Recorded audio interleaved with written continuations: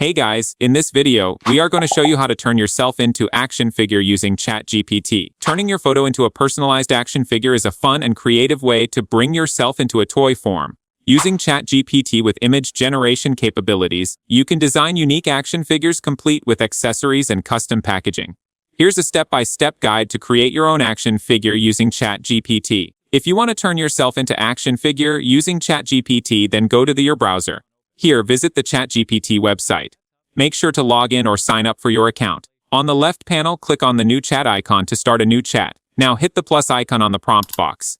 A menu of various options will appear on your screen. Here, select the Add Photos and Files option. Reach any folder and choose your photo. After that, enter your prompt. For demonstration, I have given it a prompt to use this image to create a picture of an action figure toy of a construction worker in a blister package from head to toe with accessories including a hammer, a staple gun and a ladder. The package should read, "Kirk the Handyman." Following that, hit the arrow icon to send it. It will take a few minutes to generate the image. After creating the image, it will show it on your screen.